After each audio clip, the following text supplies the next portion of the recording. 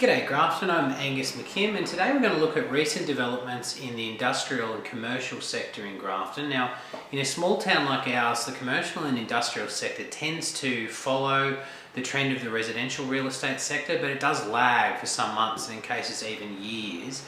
In the current market, we've now seen about 9 months of strengthening conditions for residential real estate. We've had reduced days on market for residential properties, more transactions per month and per quarter, and even a slight rise in median prices. Now, improving conditions like those have an important impact on consumer confidence, and that feeds directly into demand for shops and services expanding into retail and office space, and eventually more activity in the industrial properties to Grafton South and North.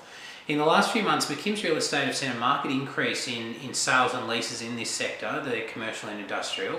Some points to note: we've seen our small to medium-sized industrial vacancy rate drop almost to zero, which is unheard of. And we're looking at renting times of about 14 days for our small to medium industrial stuff in South Grafton, which is very, very competitive. Speaking of rentals, McKimm's have also been involved in some larger commercial leases in the last short while.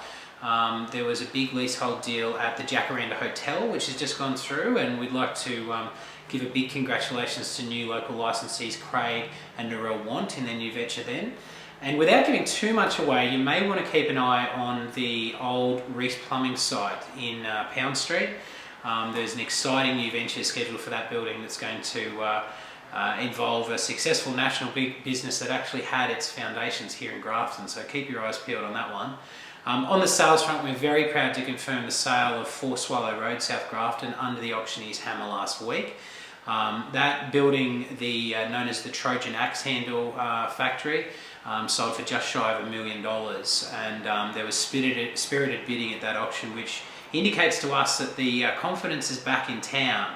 And it's definitely a reflection of the confidence in town that that property sold with not an overly long lease on it. It shows that people are comfortable with the future and they've got a bit more optimism about them.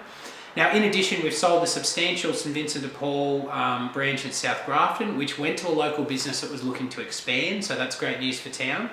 And the Riverside Church Bargain Centre in Bent Street also sold some months back, again to a local investor, so it's really locals that are driving this one. What will the future bring? Well, everything industrial, from storage and mid-size right up to the larger holdings, is going to get more and more attractive to investors as vacancy rates plummet and returns rise. We're expecting a slow, gradual improvement in conditions for CBD commercial stuff and Prince Street shops, and we're seeing an improvement in pedestrian numbers around the CBD and Grafton shopping world, which also should see the entire CBD tenancy profile improve. And that's the market.